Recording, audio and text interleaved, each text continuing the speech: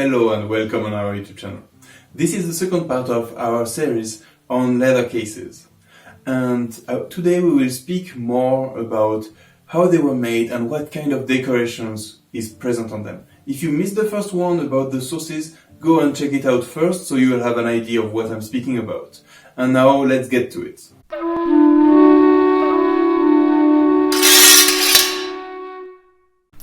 So the question which was interesting me is how all that was made, of course. And I tried to understand it from the different pictures that I found in different museums. It was very interesting because in the Metropolitan Museum of Art in New York, you have very often a picture showing the inside of the boxes, which is not the case in all museums. So most of the time you have in those pictures you can find some of the items with 2 layers, but they are not that common. Most of the time you see it with 3, 4, or sometimes you don't see exactly, but it seems to have even more layers than that. So the most often is 3 layers, that's on what I settled.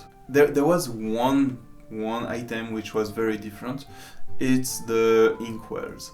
So where you have all this ink in powder, you have this core of wood.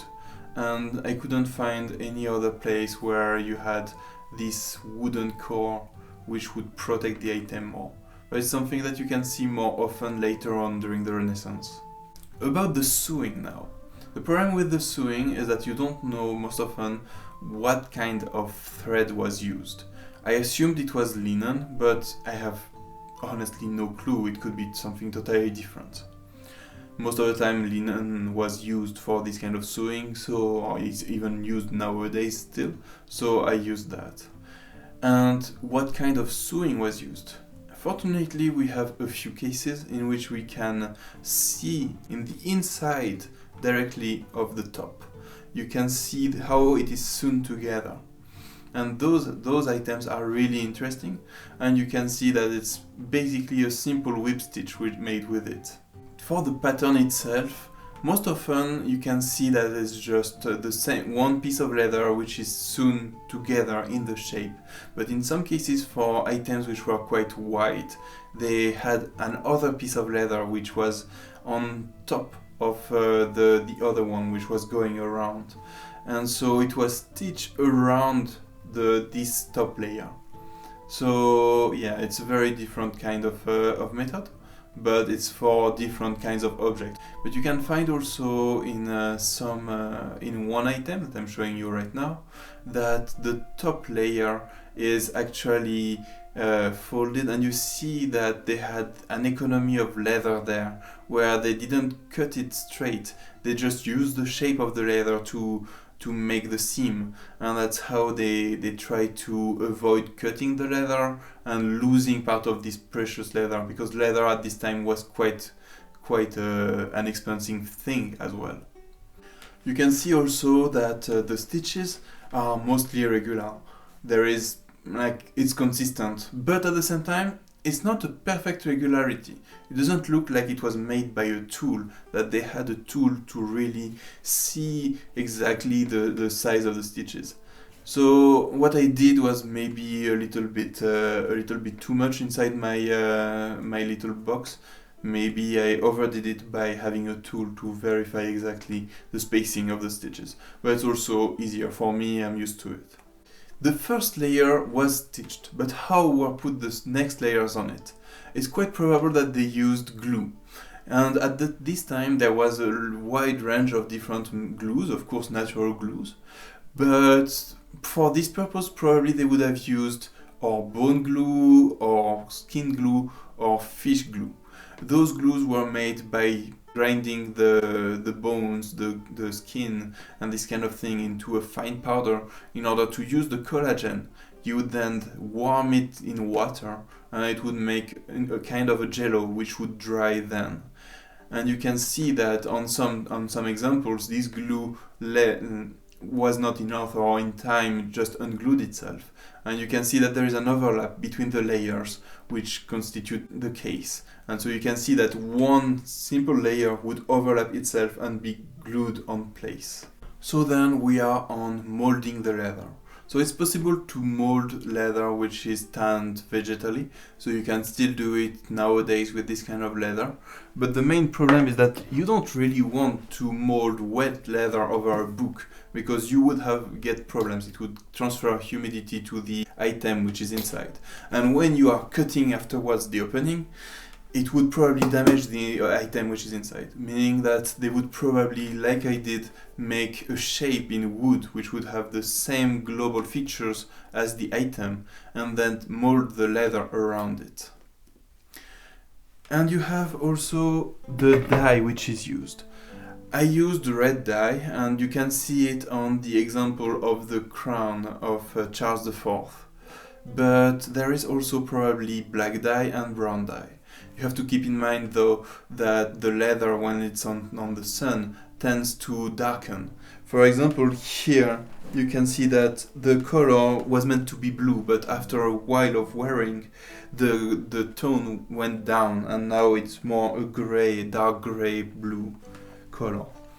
So yes, the items which are really dark look black, but maybe back in the time they were with a color lighter, but with a lot of use they finally darkened quite a lot.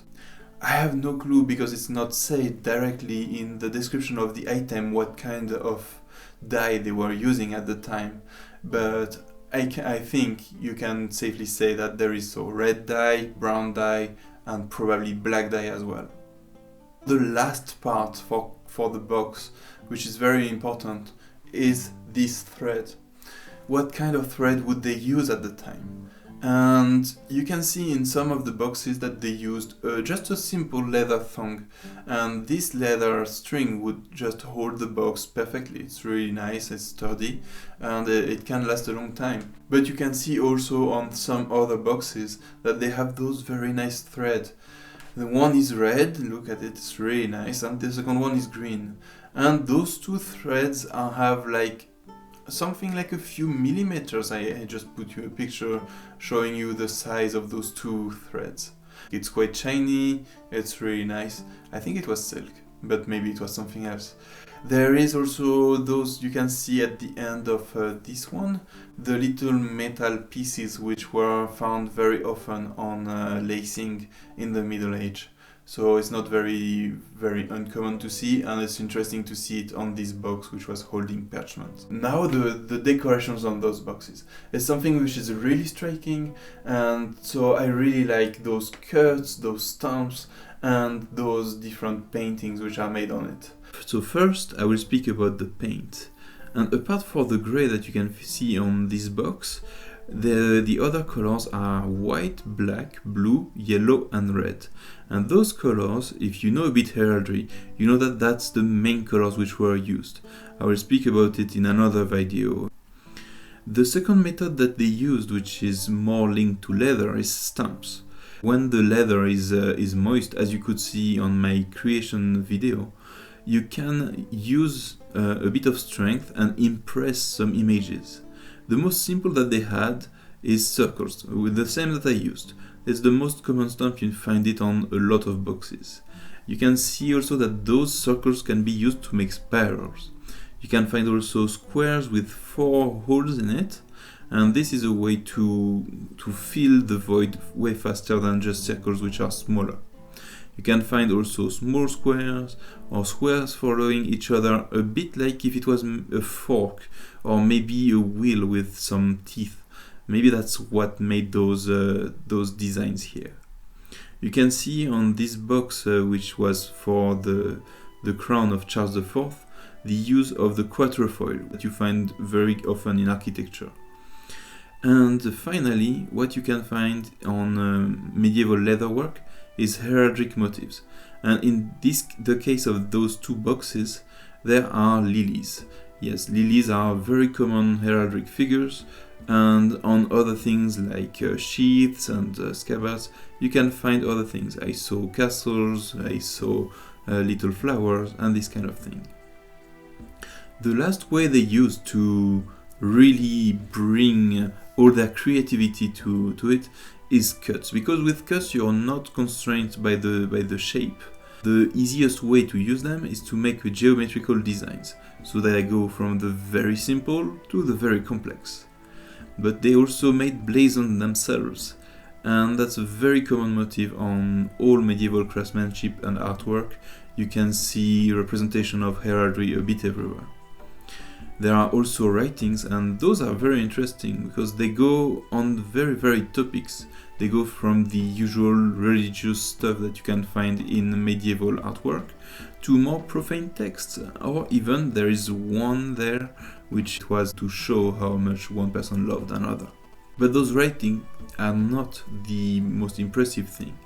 What they did is pictures as well. They did floral motifs, and those floral motifs you can find them on nearly all the boxes somewhere. It's a very prevalent way to decorate.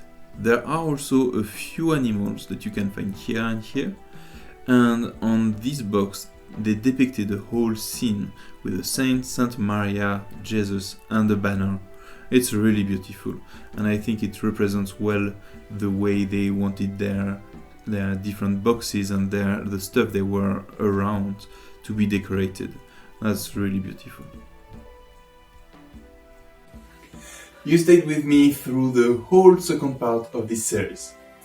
I hope you will check out also the third part that I will make soon, which will speak about the pros and the cons of my design, and it should help you make your own design fitting your own needs. For that, please subscribe, like the video, follow us on social media, this way you will not miss it, and see you soon.